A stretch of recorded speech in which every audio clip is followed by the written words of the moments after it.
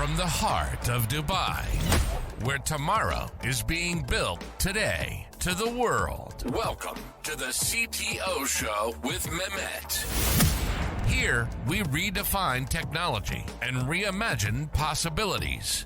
With Mehmet, delve into the riveting realms of AI, cybersecurity, and digital technology.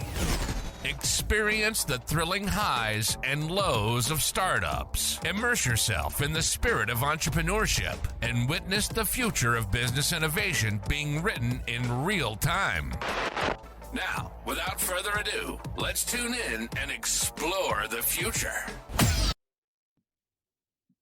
Hello and welcome back to a new episode of the CTO Show with Mehmet. Today, I'm very pleased welcoming Sean joining me from Canada. Sean is the CEO of Outforce.ai. Sean, the way I love to do it, as I was explaining to you previously, I keep it to my guests to introduce themselves because of a theory I have. The best one who can introduce himself or herself is the person, himself or herself. So the floor is yours. All right. Well, thank you very much, Mehmet. Yeah, I'm just a guy who likes to solve business problems and enable those solutions with technology. And I've done it 4 times with tech companies. Now every time I've built a tech company, I've hit an inflection point where I've had to outsource something. And as a result, I've had to have the opposite problem of outsourcing, of hiring engineers, which is outsourcing has too many options. So this time I decided to build a solution to that and build a filter to help companies get better matched with outsourcing agencies. And that's what Outforce is. That's great, Sean. And of course, we're going to discuss a lot about this topic today. But of course, like anything, when you start a business, when you decide to solve a business problem, as you said, Yeah. you must have spot some patterns, some challenges, some common problems when it comes to this. But what was the moment that triggered you, Sean? And you've been a tech entrepreneur for a long time. You said, okay, you know what? I think I can solve this problem. But let's discuss first how you came up with the idea that, okay, now is the right moment because I'm going to solve these challenges. Oh, it depends. And there have been very different businesses that I've been in. And I have no expertise in the business, which is probably part of the problem that I have is I see where the holes are based on my own experience and try and fill it, and either with a service or a technology. And that has been successful a couple of times and unsuccessful a couple of times. Like I say, being from Canada, I can say this, that all of my businesses have gone south. Some of them have gone to the United States, which means they've been successful. But I think first you have an idea, then you have to figure out whether you've got a product market fit, because your idea as it initiates will never be the same as what the market wants. So you look at anything like Y Combinator or any of the startup accelerators, they tell you, go talk to customers, figure out what they want. And one of my first businesses is, funny enough, everybody told me it was what they wanted until somebody told me it was the stupidest idea he's ever heard. And he was one of those people that were the right customer profile. And I said, well, why are you saying that? Because everyone else is saying it's a great idea. And he told me the real reason, the things that people weren't saying. And sometimes you need to listen to that off one instead of say, oh, this guy doesn't know what he's talking about. And that really helped because I ended up landing the perfect business in that case. That's great story, actually, Sean. Now, let's discuss, little bit, the background of the problem you're trying to solve today. So Yeah. you must have seen, some common, as I said, mistakes that usually founders, especially maybe first-time founders, they fall in when they are trying to get something to an outsourced agency. So, like, what are these common mistakes you've seen, and from your experience, how they can avoid falling in that trap? Well, I mean, people outsource for a whole bunch of different reasons. Some of which I might have mentioned, where you're growing fast and you need more engineers than you can hire at a certain pace, or you've got a trade show, you need something ready for the show. You've got a big account and they need a front end that matches theirs and APIs into their systems. So those, those are not really core engineering functionalities. And so those are generally the ones that are outsourced. In the case of a startup, when I did my first startup, you wouldn't even think of outsourcing because it was in the 90s and you would have enough engineers around. Now good engineers are all distributed and they're pretty hard to find, even harder to bring them into a new company. And so that's why you would outsource something at the beginning. Another reason to outsource something at the very beginning, and you mentioned startups specifically, so I'll answer that question, is, like I said, you don't have product market fit until you've had it tested with maybe 100 customers. And so the person that you may be a friend with you could bootstrap and build some product, might be good for that start to get to where you're going to figure out that what you're building is actually, if it had this, we would do it kind of thing. And you have to rebuild something that's adjacent to what you're building. But often you'll get to a certain point where the engineer you started with is not the one that's going to take you to the accelerated growth or the scalability that you need. Just because it's your friend, it's not a good reason to be your lead engineer, or just because that person is good and available is not the reason to be the lead engineer. Because what you end up doing, because you're kind of low on cash, is you'll give that person a big chunk of the company. And then you have that really tough conversation later in the business cycle where it's not working out. And, it's spaghetti code, or, it was really good for a while, but it's not going to be good enough to go in the future. Or you get investors who are starting to tell you how to do your business, which often happens with venture capital. And they want somebody else to come in and do things. So you have these really difficult conversations. So if you could prepare for that in advance and just find friends and family to get the money, to get some third-party firm that has no vested interest in your company, but is good to build your proof of concept product, which today is not a very expensive venture, with Copilot and everything else going on in the development world.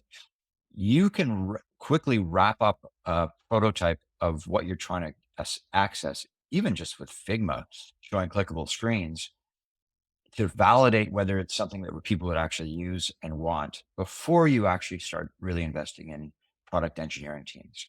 So it saves you a lot of trouble downstream if you can avoid giving up equity and major commitments to your co-founding engineer.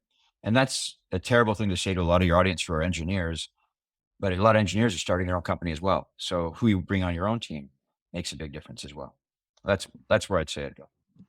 Now, Sean, I get your point, but do you think that this applies to certain type of founders, or even if you're talking about normal company? Because if the founders are technical, Great point. right? Yes. Yeah, if the founders are technical, so maybe they can do some of the tasks themselves. Exactly. Because like one of the things I've been lucky enough, especially in the last year, to also sit on calls with investors, right? And these guys usually they look on to the founding team, and they look to these people who are coming to them, pitch their ideas.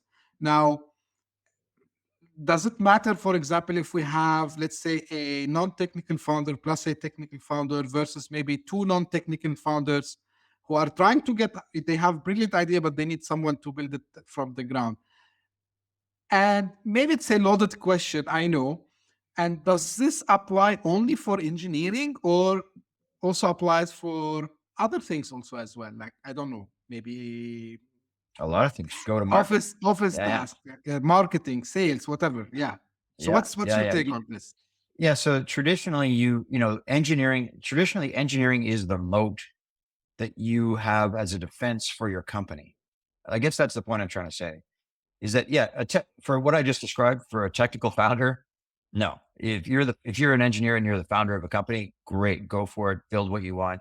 And you probably are the best to assess what kind of a team you want to have around you. Good engineers are very flexible in terms of what they can build if they have a good engineering mindset. But a non-technical founder should be very wary about giving a big chunk of the company to a technical co-founder without having done a previous company with that technical co-founder and knowing how far that person can go. To your point, for the technical founder, I would say today, and any founder for that matter, your technical moat has disappeared. There's just so much speed in the ability to deliver engineered product now with AI that if you get funding, anyone who is adjacent to you in that market, but was not hitting the sweet spot that you think needed to be filled, can easily move into your market and rebuild or reverse engineer what you're building and take away your market with more money and more horsepower. So speed and go to market is today probably the more important co-founder or equally important co-founder to the engineering. Great. I get the point, Sean. Now, of course, here I'm not trying to challenge as I'm trying. No, I love it. No, so because what I try to do is I want to convey a message, but I prefer that this message comes out from the expert, which is you in this case. Now, But go ahead. I love what you said was absolutely true. yeah. And So I welcome. yeah. So the other thing that usually happens, Sean. Now, actually, it happened with someone close to me. So Okay. they were discussing some ideas. They have some technology background, but they cannot write code themselves, right? And they don't understand anything about coding, but they have the technical knowledge. They know, like, of course, what is back end, what's front end, and so on. Now, Good. one of the guys, the question that came to his mind is, "Hey, okay, fine. Now we can bring someone outsourced to do this, but what if this guy take our idea because he's not our employee and he gave it to someone else, or he go and build it himself?" And the other thing, okay, of course, there was discussion. We can sign NDAs and we can do this, we can do that. And he said, okay, if you outsource to a place and the guy is living in somewhere in the world, maybe in Southeast Asia, maybe in South America, maybe even in the Doesn't US. matter. I Anybody don't can know. do it. Yeah. Right? Yeah. So how with this, very open world, I would say, but yet still you have the distances, how you can control this show? Like, especially for founders who might be not sure if this is the best approach for them. Okay. So that goes back to your very first question, what are the mistakes in outsourcing? And most people, I'll answer your question directly first, then I'll go backwards up to what I should have Sure. answered the first time. To answer your question, you should look at if it's an individual, you really don't have a lot of control, because an individual will do what an individual does based on their character. So it's better to go with an outsourced agency that wants to stay in business for a long time, because most agencies are in the business of providing engineering services as a business. They are not in the business of stealing their clients' ideas and making a new product. And the advantage that they have, especially if you choose the right one, so you want to look for that they've been in business for a bunch of years and they've got a good client roster to prove that they're not going to steal your idea, right? The second thing is you want to look at the company actually having engineers that have done products in a similar space to what you're doing, because this is your first time trying that thing. Let's say it's in health tech, and you may know something about what the health tech sector needs in your domain, but you don't know what else is going on. And it really helps to have somebody who's built a lot of health tech products, because they understand rules and regulations around HIPAA and EMRs. They understand the business and the workflow of a hospital or a healthcare facility. And so they understand user experiences in ways that you may not know, and the technical and legal requirements of those user experiences. So you get a lot more from an engineering team that has been in the space and built similar products And that's the advantage of the risk, right? The risk is, oh, these guys are going to run away with my product. No, they may use some of the knowledge that they've gained from working with you, as they have with other clients, to the advantage of accelerating your product. So that's, so in terms of answering your question, do the due diligence on the company. Make sure you're not dealing with just an individual contractor on Upwork who could run off. And you're right, think it's a great idea because they've got nothing to lose. But a company with, 50 engineers is not going to want to go and steal your product. Great. And thank you for mentioning, the part of Upwork, because this was my next question. And maybe here Yeah. you can explain, Sean, to us, like how exactly you help, companies in this part. Because again, I'm taking a scenario. I'm a guy. I have no background. I have the idea. I validated it somehow, let's say, maybe by Mhm. asking friends. And I know, like, if I build this an MVP, I Yeah. can again get solid feedback from people. So maybe then I can go even, as you said, continue bootstrapping it until Mhm. I would need to scale it. Anyway, so I know that I have a good idea. I need to build the MVP. Where I go? Okay, I'll tell you again another story. A guy posted a job on one of the sites similar to Upwork, and he said, "You know what? In matter of seconds, not even minutes, I was bombarded Barded. by these messages. By the way, not from individuals only, even Yeah. from companies who are on these Yeah. platforms like Upwork and others. Now, here comes the challenge for me. How do I choose? Okay, you mentioned about the due diligence a little bit, but like there are hundreds, thousands over there. So how would I know? And here, how do you help actually in finding the right talents that suits their needs? That's a great segue to what we do.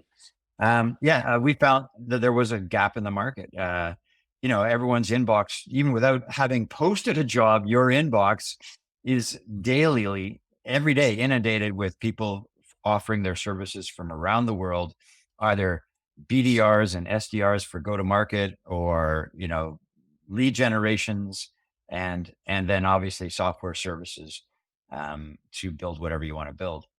And there's just no way you can figure your way through that mess. It's impossible. That's why we built this. Now, Upwork does a pretty good job on gig workers and identifying, previous contracts and recommendations. There are some sites you have to be very careful about sites uh, that allow for an advertising listing, and they're promoted because they spend more than the other companies. So be very careful about sites like that. In our case, we basically went around.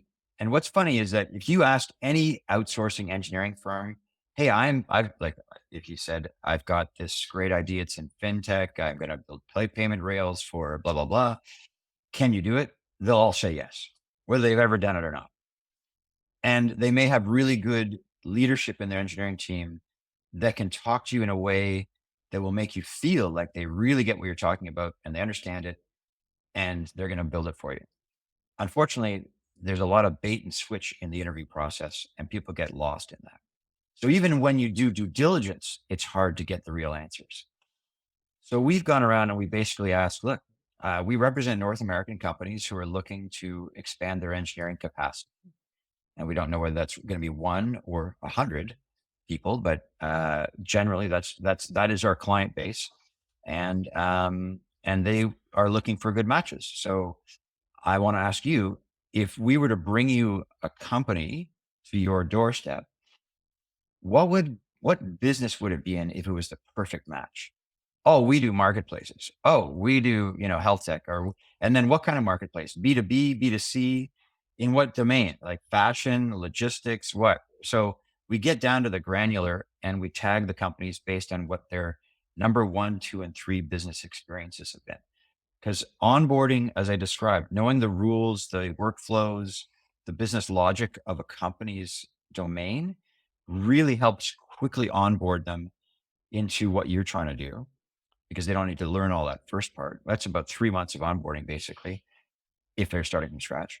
And they can contribute to product while they're building because they know this space. So that's one way that we filter.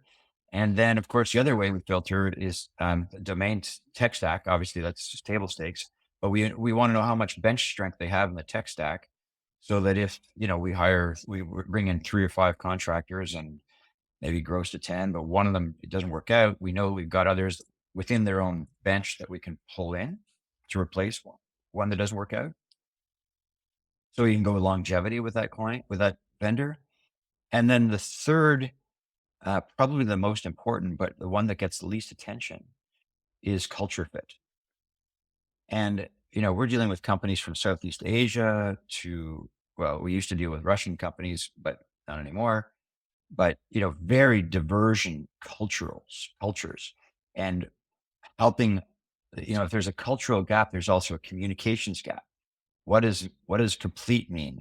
What does it mean if I throw something over the fence? Is it going to get built in one country, in one culture? In some cultures, absolutely, they'll get the full picture and they'll build it and they'll figure it all out. Another culture, you need a very much more of a waterfall, do this, then do this, do this, do this kind of approach. So that's how we work.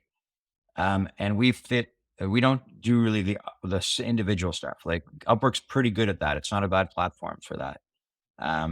But if you need a team, or if you don't need to be with Infosys or, the big Deloitte's and IBM services companies, in the middle, which is where most people live, we're the ones who will do all that due diligence and make sure and we have 80,000 companies in our database.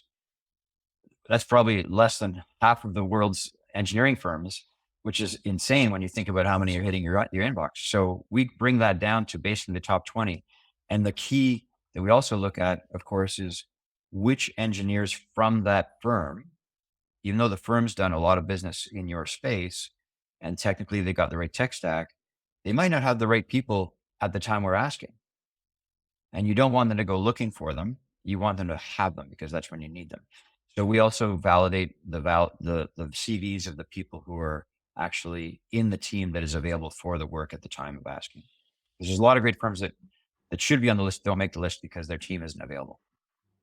Great. So, Sean, have you seen any situation where after onboarding these engineers, there's a very good culture fit, there's, some synergy that happens, so they hire them full time? Have you seen something like this? That is interesting. Actually, we've had a few of those situations, and those are hard to manage. I'm not kidding. It's anathema. It's the opposite of what the engineering firm wants to do. That's a person who's a good engineer. It took them a long time to hire them. They're part of their culture, and they're going to lose that recurring revenue for the rest of that person's career, right? So they have to replace them. So we discourage that immensely. We try and negotiate a longer term, lower cost contract, which also is not really in the interest of the vendor, because if that's a good engineer, they can rent that person for a lot higher rate in other places, but better some money than none. And in some cases, a company, people have wanted to quit the company they're working for and go work for the other company, or move to the country, to the United States or Canada, as the case may be. And in that case, there's nothing we can do about it. We just say, look, let's figure this out. And the key is to have the conversation when it happens, right? Like you post an ad, you can't do anything about posting an ad and having one of your contractors answer the ad. You can't control that. Once that happens, if there's open communications, again, communications and culture and understanding all that is really important. If it's a good relationship, you work it out. Great. Now, Sean, another thing we started to see, it's not a new concept, but probably I think after pandemic, people started to go to this approach where to manage these teams, here it's not new, as I said, but the role of the fractional CTO or fractional VP of engineering, let's call it like this, started also to emerge, right? Yeah. So do you also provide these kinds, or do you advise your customers to to hire fractional CTOs. And by the way, I have hosted a lot of them on the show. So Yeah. if they are listening to us today, I'm saying hi. So yeah, but I mean, does that continue or complete, let's say, the full circle of what you're trying to do? Yeah, I absolutely. Going back to what I said at the very about the startup situation, a fractional CTO is probably the best first thing you can do if you're not if you're not a technical expert, because that person should architect the best solution for you and give you that strength without having to get the full-time commit of that person. And then maybe that person will also help you build the team and get you first VP of engineering, which would be your team lead to build the product. So you don't necessarily need the CTO day one, but you do need the CTO's experience and mindset, and you don't need it all the time. And that's, I think that's a rightfully so, a very important piece of the puzzle, and we use them all the time. And if you have fractional CTOs on this, send me your resumes and your experience, because we do that a lot, where we have somebody solution architect for the client. Sometimes it's a refactoring. A lot of companies we deal with are in Series A, Series B funding stage, where they've bootstrapped this product, they built it on Ruby, and copied and pasted a bunch of code because they quickly had to get a client on board and stuff like that. So or different areas of the application, and they got sloppy about documentation. I mean, this all happens all the time, but they never address the technical debt because they keep growing. And now they've got investors, and now the investors saying, "Hey, you got to really scale this," and you're dealing with more tickets than you are in backlog of new product. So, what do? Well, you have to continue to support your existing application, but you have to re-architect. And this is where I say that sort of the engineer that got you to where you are might not be the one who gets you to the next step. And it still might be the one who gets you to the next step. But that's where a fractional CTO can come in really strong, who's been there, done that at the higher level, and can advise your engineer that got you to where you are and help re-architect for a much more scalable back end. And this is actually also the same, I would say, theory that all the fractional CTOs I interviewed, they explained to me. Moreover, to your point, Sean, about which stage they are in. So probably if they have someone in the very early stages, they need to give some equity. They need to give some, I don't know, stock options, something like Yeah. that, while they can skip this and avoid further dilution, like for their own ownership in the company. If they maybe, you mentioned like maybe stage A or Series A, Series B is the most appropriate time to have someone come fully on board and then start to build, because they need to build also not only the engineering team, they would need to build the support team. They need to build a lot of other things also as well. So that makes a lot of sense, right?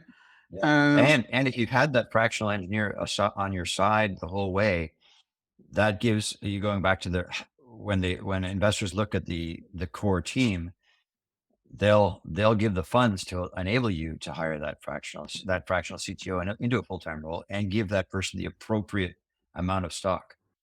Because a lot of people, engineers are really good at solving problems, but not necessarily structuring. They're good at architecturing software, but not necessarily good at architecturing the business. And that's a critical part. And, if you think about it, you give away, like, if you're really generous, you want to give 30% of the company to your engineer because you really think that's a great engineer. Well, how much if the company's worth $100 million, is the engineer worth $30 million or a couple $100,000 over a couple of years, and a little less stock, right? I mean, you have to figure what is your cost of money downstream in that equity give up every time you do those kinds of structures. Great. Now, Sean, and I'm asking the question because you touch base a little bit on it and you have it now in your company also as well. So AI, you mentioned about Copilot and a couple of other technologies that are out there. Mm. How are you seeing AI playing a role in this whole process? Like whether, you know, helping the founders, internally, let's call it like this, or finding the talent, plus, maybe expediting the whole uh, product to the market. So how are you seeing, AI playing the role here for these companies, especially in the early stage startup companies? Mm. Well, I feel sorry for heads of engineering at any company right now, because you're probably getting higher expectations on productivity and output because of what the CEO or the board is reading about AI and what it can deliver on. And they're asking you also to shave cost out of your engineering budget, and leverage everything. And it's really hard to keep up. It's changing so fast. But yes, there is unequivocally a accelerated output of productivity in engineering because of AI. Not only in terms of writing the original code, but and documenting it. I would say 80% of what we write is with Copilot. It's and great prompt engineering is probably one of the best things you could get to if you're an engineer out there, and you probably already know it anyway. But um, so the expectations have risen in the business field for what AI can deliver, but execution is still, it's up to engineers, and engineers it's the creative code of an engineer, the creative architecture of engineering is so far hard to replicate. And so I think, there's always going to be room for engineering. Um, and really good engineers. But at the lower end, it's going away. It's definitely going away.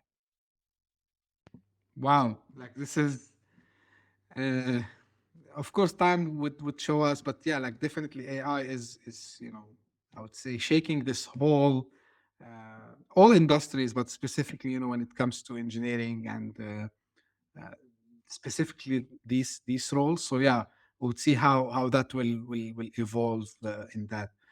I want to go back a little bit, Sean, to the due diligence. I know like you Mm, gave some hints over there, but mm, are there, like, for example, of course, probably I would ask for what kind of projects these engineers have done before. Maybe I would ask yes. for maybe their resumes. I don't know, but what I Oh yeah. really should what I really should be looking at when I'm screening, these company that I gonna trust them and I gonna give them my, my destiny maybe because either I will fail or I will succeed because of them. So there must be like some set of questions usually that helps me in doing the due diligence about this company, and there might not be only technology related. So if you can shed some light on that, John. Yeah, no, there's a whole bunch of things. And actually, I'm just about to publish a whole definitive guide on how to outsource. So it's got all the secret questions that we ask. Because the key is you don't have any time. And you certainly don't want to waste time talking to engineering firms that are a waste of time. And unfortunately, most of them are a waste of time because they either don't have the domain expertise, they don't have the people available, they don't have the people available in the right tech stack. There's a big cultural gap. All these things that cause problems downstream that you only realize after it's too late. So I would say that first, I mean, and like I said, most people don't have time, so they don't have good data. Without good data, you can't make a good decision. So you just do a decision based on the short sample that you've got, and you've only got time to say, "Hey, Mohammed, do you know anybody who's good?" And hopefully, the person that you refer to has people available and they understand your business. But it's a very slim chance that's actually going to hit. If it does, awesome, go for it. So what key questions can you ask? Well, you would obviously look for proof points that they have had experience in your domain, and you would want to talk to those customers. But before you talk to those customers, here's what I would ask the agency when you're interviewing them. And you're usually interviewing, you're not interviewing the engineers before you've interviewed the company itself. So ask them questions like, what's the churn rate in your company? What's the turnover? Because you don't want to have engage with the company and then find out that, the engineers that you wanted are leaving because there's a better offer at some other company. You want to have longevity of the engineering team. Number two is, all right, so you say you've done this and you're going to show me PowerPoints of all the great results. Great. What happens when shit hits the fan? Like every project has some moment in it where something went bad. And so you want to know how they responded to that. And what you do is you look for how they answer that question, not just what they did, but look at their body language and how they answer it, because you can get a sense of sincerity from it. And then the killer question I love to ask, maybe I should say this on a podcast because people will be listening, but I really like to ask, I say, look, okay, that's great. Fantastic. You answered it really well. You know that I'm doing due diligence. I'm going to ask the customer if that's how it went down. What are they going to say? And then look for the body language. They go, oh God, don't ask my customer. Then you're not really dealing with sincerity in the answer in the first place. They just gave you what you wanted to hear. So things like that, you can test the water. But as I say, going from 80,000 companies to 2 or 3 is in a matter of a couple of weeks is a much more data-driven approach that will avoid all those problems.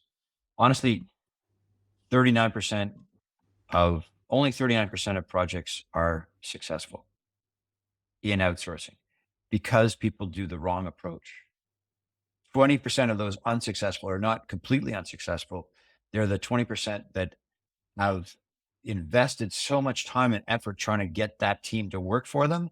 They just can't afford not to keep going. So they keep going and they finally get it right. But it's so expensive, such a heavy lift.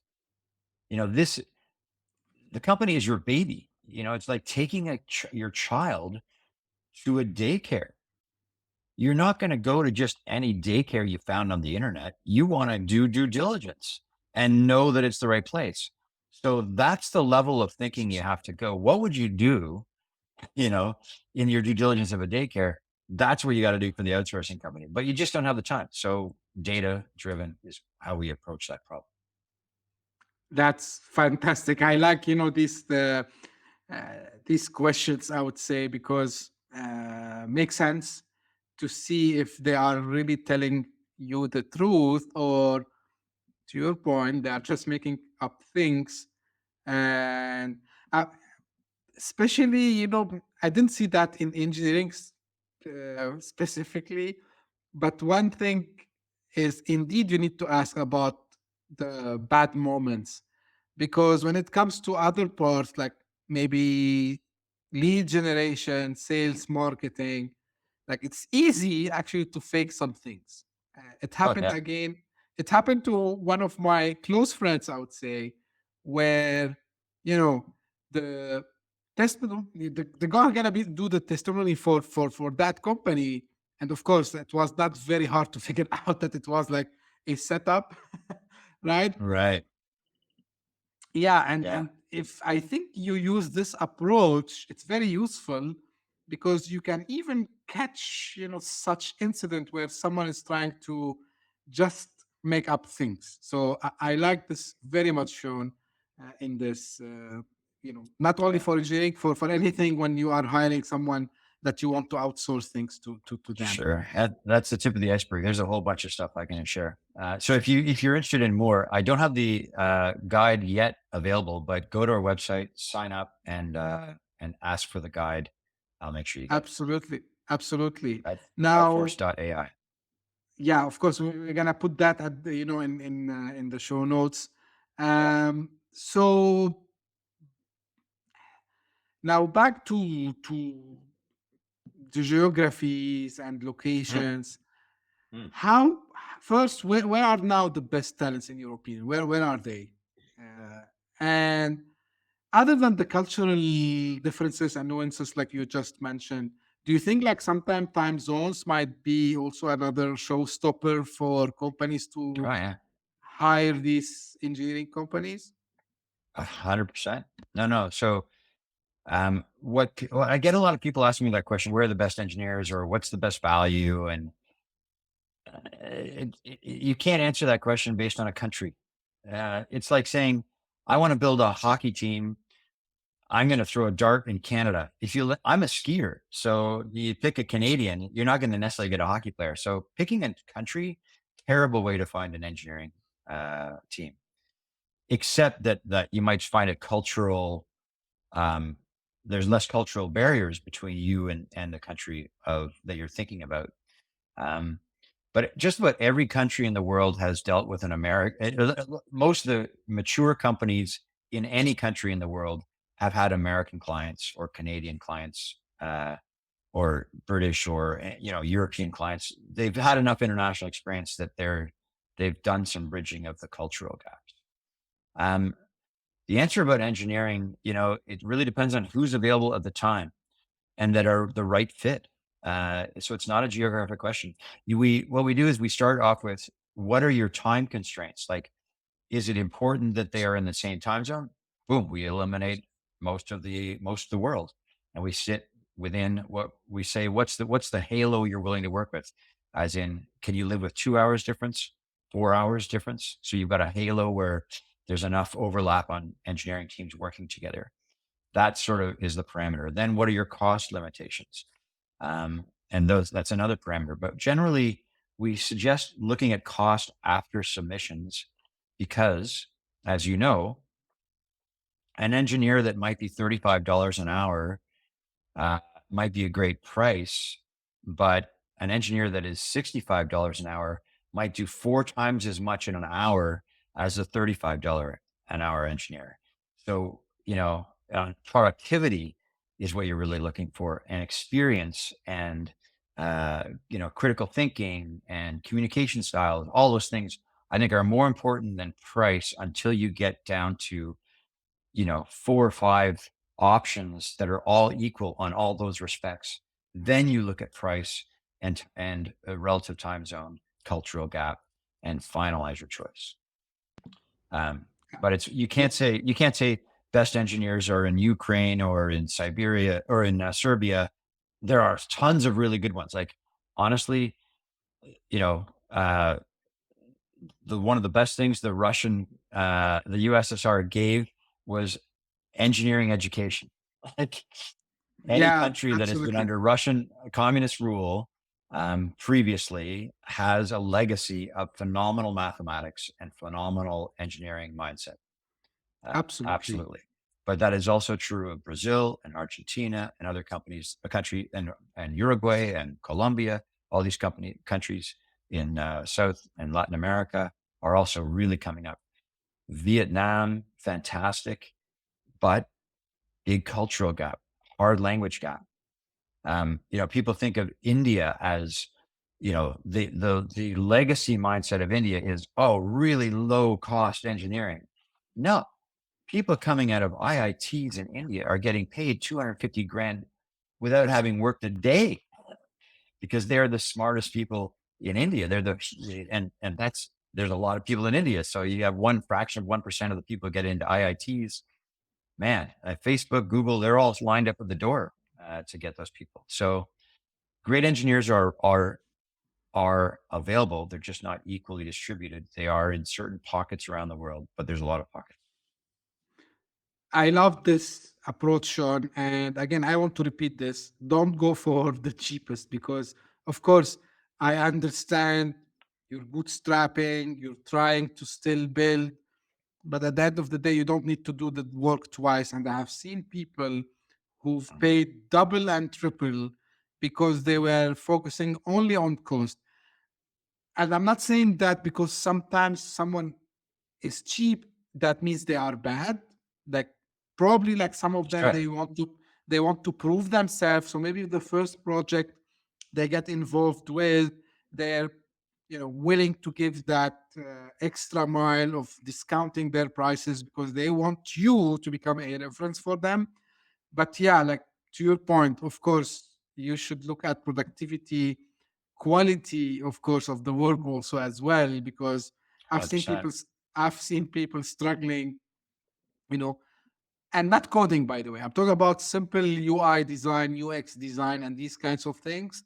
So you need someone to understand what you're trying to achieve so they can implement it also in the most effective way. So 100% on that, Sean. Yeah. Now, Yeah. because Sean, you are into this space and you get all these requests, and you facilitate between companies and the engineering firms that offer these services. Are you Mhm. seeing a certain trend currently, like people are willing to do more of, I don't know, fintech, HR tech? Like, where are you seeing the most demand coming from? Mm. Um, I would say health tech and fintech are very strong growth sectors, especially health tech. Um, uh, SaaS businesses are always there, but they tend to start small and hire their own engineering teams until they get to something really big. But yeah, I would say the two high growth sectors are fintech and health tech. Prop tech is slowly coming up. Um, and then, digital transformation, ETL grunt work, I would describe it as, is an ongoing business. There's still so many, non-technical businesses that are recognizing the value of data or recognizing that their legacy systems need to be refactored. And so that just seems to never end. Um, so those are the sectors I'd say are strong. Yeah, by the way, it's same here in my area in Dubai and in the broader, I would say, Middle East or Middle East North Africa region. So fintech is on the rise. Next comes HR tech, Hmm. little bit of ed tech, education technology, prop tech. For some reasons, also it's picking up because everything is real estate here, and there are a lot of investment in that area. So prop tech is coming up. I wish to see more deep tech. I wish to see more B2B SaaS. I wish to see more digital transformation. It's there, but as you mentioned, this the same story seems everywhere. And I think people to focus more on the value of the data at the end of the Hmm. day. Sean, as we are close to an end, two things I want to ask you very quickly. Your final thoughts, final maybe advice you want to give for anyone who is considering outsourcing today, and the other one, which is I know it's written here, but again, where people can find more about you and about your company. Well, you can look me up on LinkedIn for sure, or Sean at Outforce.ai.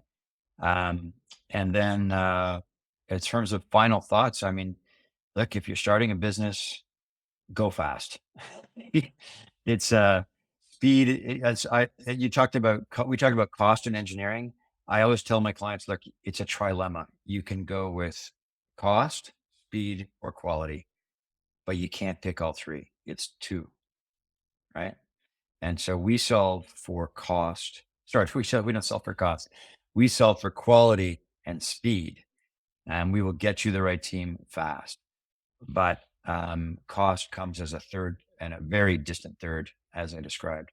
And I recommend that for everybody else is you should look at how fast do you need to build up your team, but focus primarily on quality. Because as you said, Mehmet, you don't want to waste time rewriting. If it's well architected and set up in the right way in the first place with a fractional CTO or a partner, then you're set up just solve a lot of problems downstream that you don't want when you're growing. Absolutely. And just to the point for people who are technically will understand what I'm saying, because Sean, you repeated it a couple of times. Technical depth, and actually the previous episode with Noah Crenton, it was about that specifically because he's a tech leadership coach.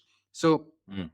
it makes you headaches in the future. Technical depth Hmm. is on when you grow, you need to deal with it. So it's better to avoid that early stage, to your point, avoiding changing teams a lot, bring a good quality team, even outsourced to what we were discussing today.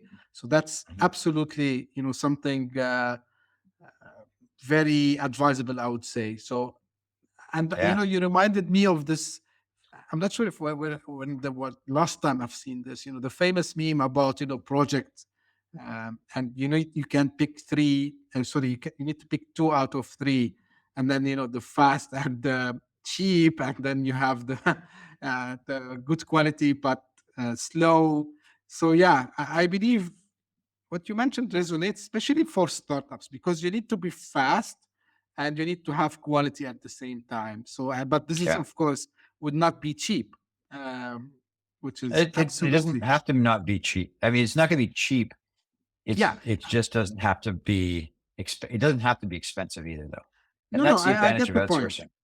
Yeah. Absolutely. Like, I mean, like not cheap in the sense, I mean, like Yeah. zero, of course. Yeah. But yeah, so these are the two things they need to focus on is quality and speed, because if they are not getting good quality products, their competition would get them there.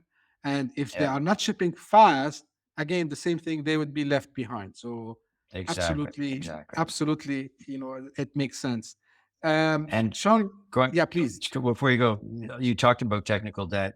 One of the ways to avoid technical debt is to be disciplined in your sprints, and every 6 months do a 2-week sprint that is not new product. It's technical debt. Yeah, Just, if you don't factor it into your life cycle of engineering, it will just build up and build up, and it will be the bane of your existence. You'll be firefighting instead of building. absolutely. Again, like I've seen a lot of stories around technical debt. So yeah, perfectly said, Sean. Well, Sean, I really enjoyed the conversation, and Me too. I hope we can do another maybe episode in the future, because this topic can go for hours and hours and hours. So Sure. yeah, thank you for all your insights you gave today. I'm very happy because we touched, I believe, on majority of the points that founders they need to think about. Especially we discussed about they should not be afraid of, giving the work to an outsourced company. We discussed, about what are the things they need to take care of, the due diligence, the quality of, the skills that they need to look at, and all this stuff. And of course, what we discussed at the end. So, I really, as I said, thank you very much for all these insights. People can find more on Outforce.ai, and I'm going to put this also in the show notes. And this is usually how I end my episodes. So this is for the audience. If you just discovered this podcast now, thank you very much for passing by. I hope you enjoyed. Please, if you do, subscribe and share it with your friends and colleagues. And if you are one of the loyal followers who keep listening to us and keep sending us their comment, thank you very much. Keep them coming. And also, as I mentioned in every episode, and if you are interested in coming to the show because you are doing something different, you're helping startups in a way or another, you have a great idea, you're trying to build it, and you want some push to get it out to the world, don't hesitate to reach out to me. We can make it. Time zones is not an issue. Sean is in Canada, I'm in Dubai, so we can still arrange for a time. I even had guests in New Zealand, which is like on the other side of the world, I would say, and we still did it. So reach out, don't be shy. Thank you very much for tuning in, and we will be again with you in a new episode. Thank you very much. Bye bye. Hit that subscribe button, share the show with your tech-savvy friends and fellow entrepreneurs, and leave us a review on your favorite podcast app. Your support means the world to us.